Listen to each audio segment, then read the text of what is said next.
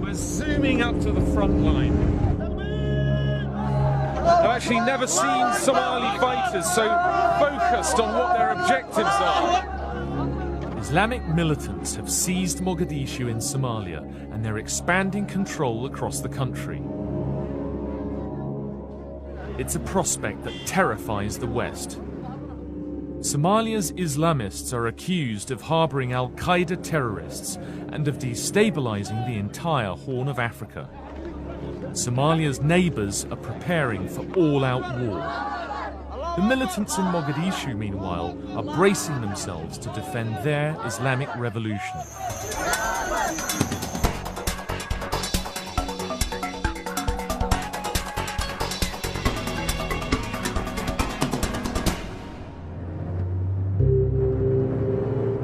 Mogadishu is notorious for being one of the most dangerous cities on earth.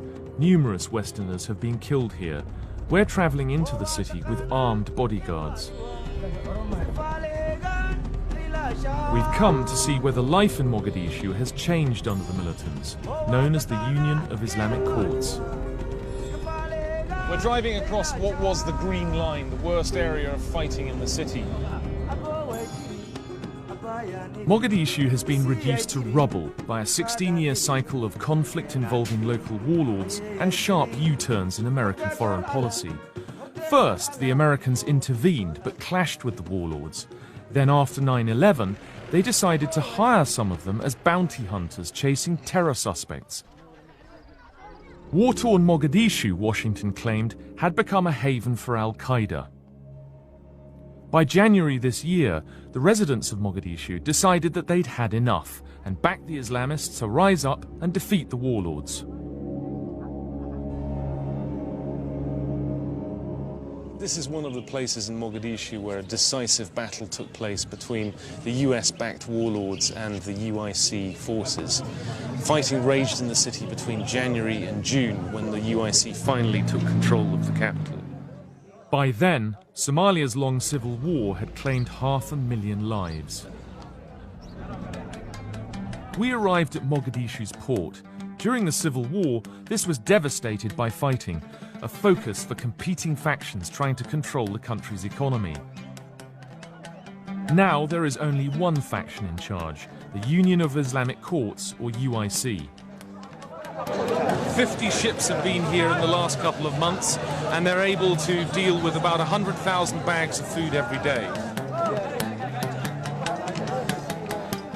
The Islamists, backed by rich Somali businessmen, are trying to get the economy back on track.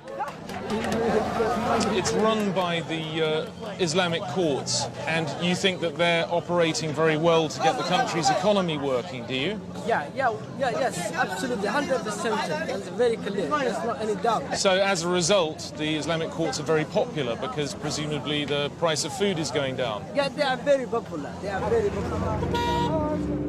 Suddenly, we noticed a commotion at the dockside.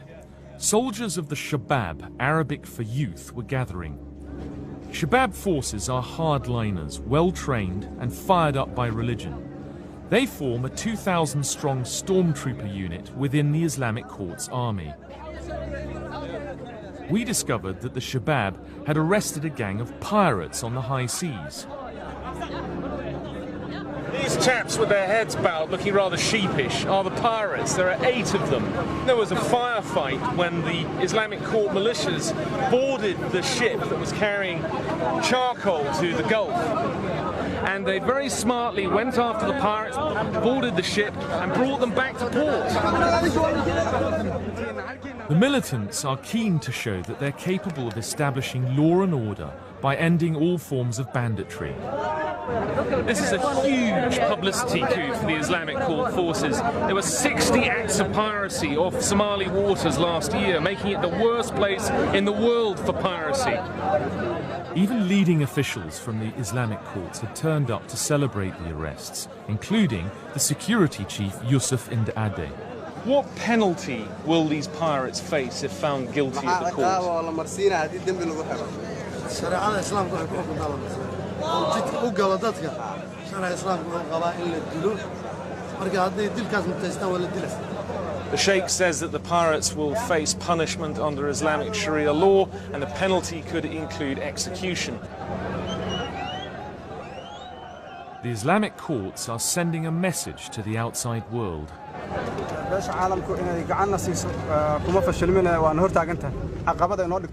Sheikh Sharif, who is officially the leader of the Islamic courts, declares the waters off Somalia safe.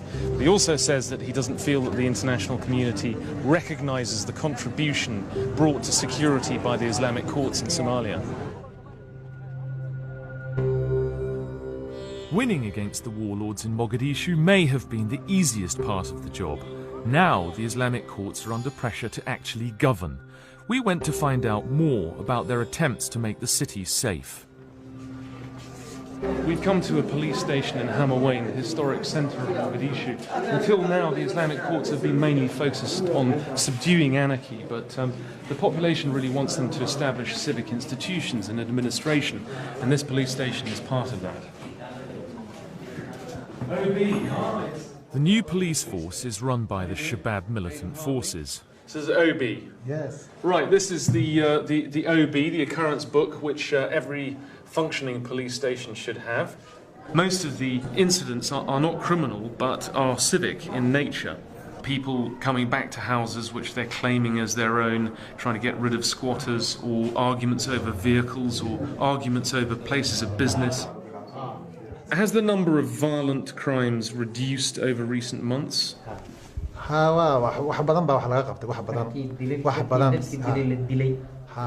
says that the Islamic courts have executed 2 murderers, and this has clearly sent a message to the others, and he says that the number of violent crimes has reduced. From the police station, we travelled to the centrepiece of the new Islamic regime in Mogadishu, the courts. They're run according to Sharia law, a system of justice that is often seen as barbaric by Western observers. We're on our way to the Central Islamic Court in Mogadishu. It's been very difficult to gain access because there's a lot of distrust of Western journalists and how we'll represent Sharia law, but finally we've been able to get an invitation. We arrived to find the place buzzing with activity.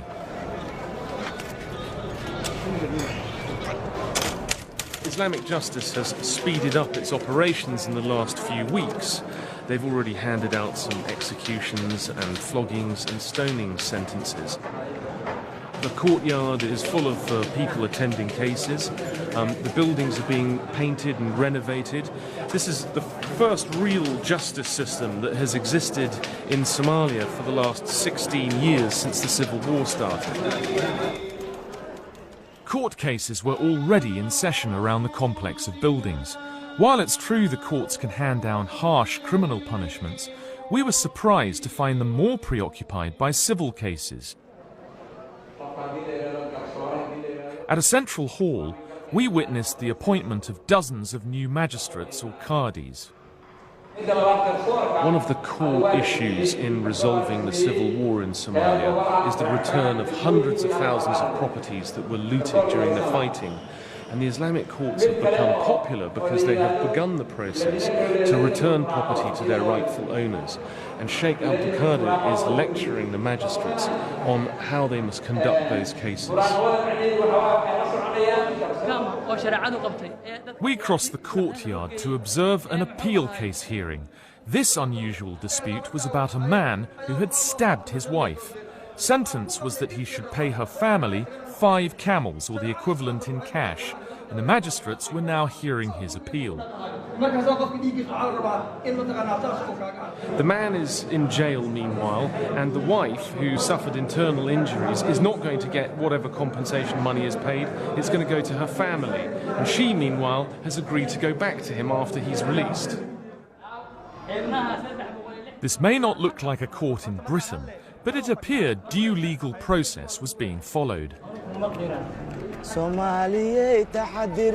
The Islamists have restored order in Mogadishu, even marshalling armies of workers to clear decades of rubble from the streets. It's hard to believe that the rest of the world regards them as rebels. Somalia's recognized government is 250 kilometers away, holed up in the small farming town of Baidoa. It's supported by the international community, including the United Nations and the USA. We are the only two Westerners in Mogadishu, apart from 3 European nuns. There are no aid workers, there are no diplomats, there's absolutely nobody from the Western world here. Yeah? Viva. You Viva Islamic courts? Yes. You like them? Yes. Yeah? Because it creates stability, does it? We support Islamic courses. International concern about the Union of Islamic Courts includes fears that they will be like the Taliban, seeking to control every aspect of life and basic freedoms. Some extremists have already clamped down on cinemas, music, and even watching World Cup football on TV. We visited a school to see if the curriculum was being tampered with. We were surprised to find many students were newly arrived from overseas. A lot of the children in this class are from the diaspora of Somalis who've returned from Britain, Canada and the US. The teachers comment that they come back with rather weak mathematics from Britain. And where have you come from? England. And where were you living in England? Stratton. Are you happy to be back here in Mogadishu? Yes, it's a good country and it's got good schools. I wanted to know if the headmaster was coming under pressure from the Islamic courts. You have an Arabic curriculum with some elements of the Kenyan curriculum. Do you think that under the Islamic courts it will become a more Islamist curriculum? Their main occupation now is to defend the country from enemies. So now they don't have time to focus on education or like that. So their main priority is keeping the peace. So there is no input or influence from the Islamic courts at this stage? No, none at all. But one thing certain is that almost all Somalis, including the students, are very happy with the work accomplished by the courts. Mohammed, and where were you living? In Leicester. And how do you like it in comparison? Do you prefer it in Mogadishu? No, I prefer it back in Leicester. You prefer it back in Leicester. As we continued our tour of Islamic-controlled Mogadishu, we came across a demonstration. It turned out the building was a bank, Al Barakat, and the demonstrators had lost their deposits when its assets were frozen by the Americans after 9/11. maalinkaas noloshayda hadda sida hadda iga muuqatay maalinkaas ninka nolol fiican baan ahay boqolkiiba boqol haddana. This man said that he did well when he was relying on a stipend from Barakat, as did thousands of others, including orphans and the poor. And he is here together with other disabled people to protest the decision of the United States government and to request a lifting of the ban. Inside, we found more angry people. It's a crime against humanity. It's a crime against Somali people. Is it fair, the biggest nation, to take over the poorest nation? This is a contradiction against human rights, because millions of Somalis suffer because of that action.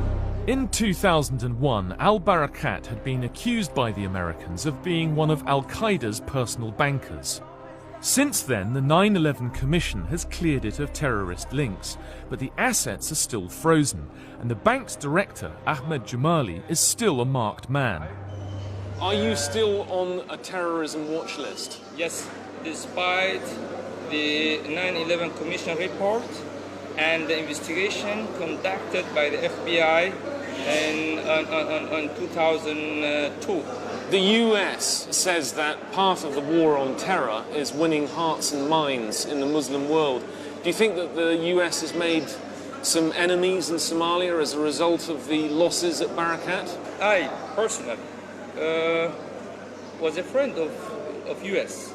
I was educated by the Peace Corps of the US, but after the freeze and listing of our names in that terror list, it added to the hatred, and it fueled the hatred of the US. Despite all the positive things we'd seen in Mogadishu, the rebuilding, the new system of law and order, we also came across signs that some of the concerns about the Islamic courts were justified. We'd been told of foreign jihadis and secret camps. We were constantly warned that Shabab extremists might assassinate us because we were Christians. We've been given this jihadi video. Many of them are locally produced, they're poor quality, and they're a call to arms and also a call for fundraising. Here you see images and the voice of Osama bin Laden describing Somalia as being in the front line of the global al-Qaeda jihad. The West has accused the UIC of harbouring terrorists involved in acts around the region of Eastern Africa. Of course, it's impossible for us to establish whether that is true, but this video, apart from including the images of Osama bin Laden and other al-Qaeda leaders, also celebrates some of the leaders of the UIC and their acts in this war against all of their rivals. We've been invited to interview Sheikh Hassan Dahir Awais, who is the most influential leader in the Islamic revolution taking place in Somalia. He's chairman of the Shura Council, and he's also the ideological leader for Shabab and the militant Islamic forces. It's alleged that you are harbouring 3 terrorists linked with the 1998 US embassy bombings in East Africa, and that members of the Islamic courts have been linked to murders of aid workers and other terrorist acts. anigana waxay ugu daninayeen inaan dawladda islaam inaan dhiso rabo.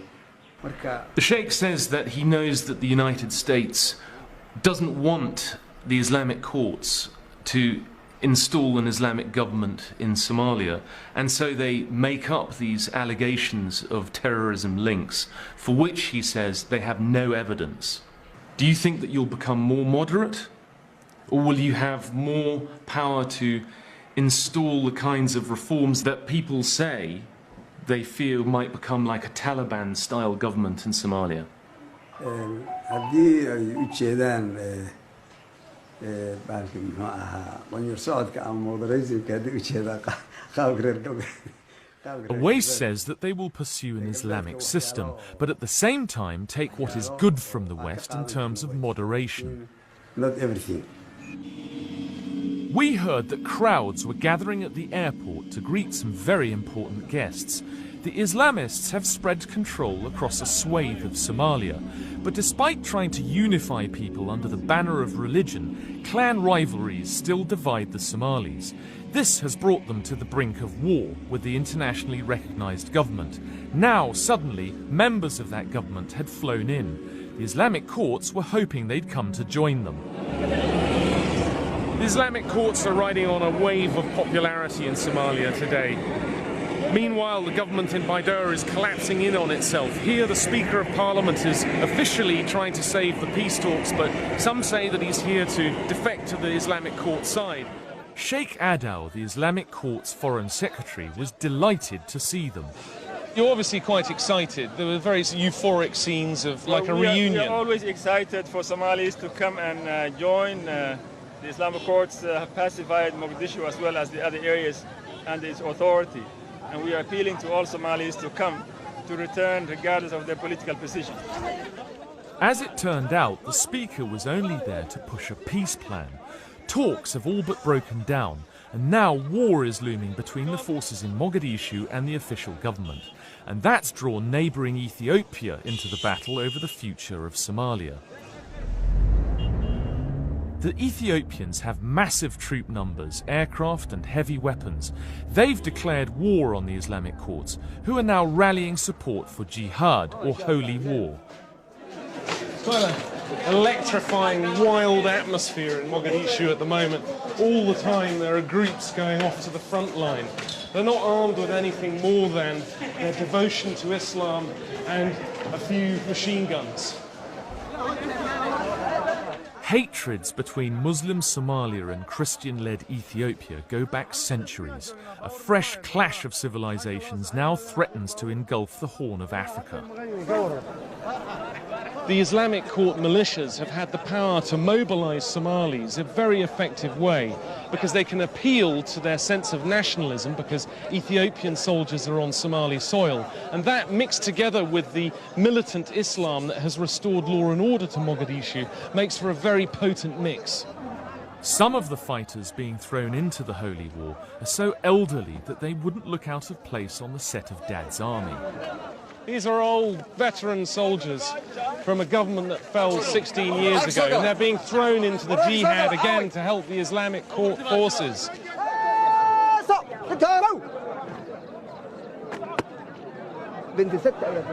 You're an elderly man. Why are you in uniform going off to fight?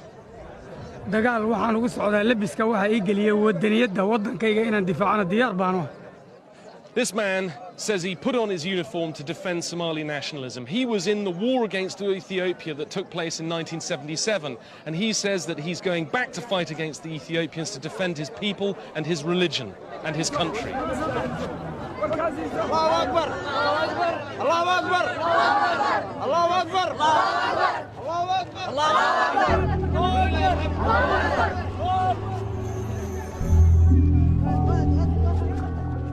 We were taken up to the front line where the Islamic forces are squaring up to the government and the Ethiopian army. We were the first Western journalists allowed to travel up to this front. Many of the Islamic fighters, Shabab extremists, were angry to see us, Westerners, in their midst. But luckily, we were with Abu Mansour, a Shabab leader. Yeah, that's fine.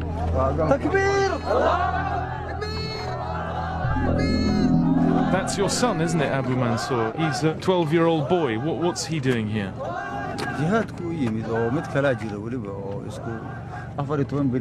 Abu Mansour says that his two sons came to the front line for jihad, fulfilling a wish he had when they were born.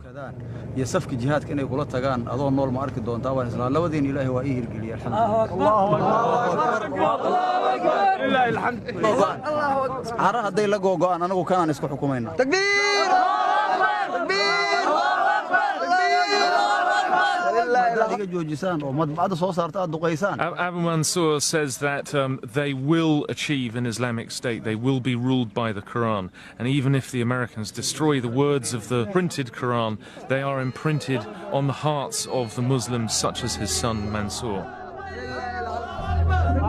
All of these are the young Shabab militias. We're right on the front line. This is an anti-aircraft gun. We're well within range of the Ethiopian-backed government forces. I've actually never seen Somali fighters so focused on what their objectives are.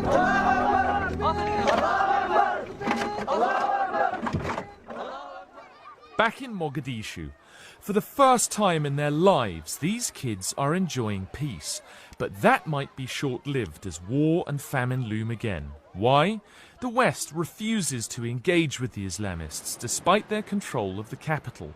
It has sided with the Ethiopian-backed government instead. Already, fighting has broken out on the front lines. Today, in this post-9/11 world, there's an Islamic revolution taking place here in Mogadishu. It was the Islamic courts, not the Americans or the United Nations, that ended the anarchy and began to re-establish the economy. But now Somalia sits at a crossroads, and there are fears of a fresh, terrible regional conflict, and also of the more extreme elements in the Islamic courts wanting to export jihad.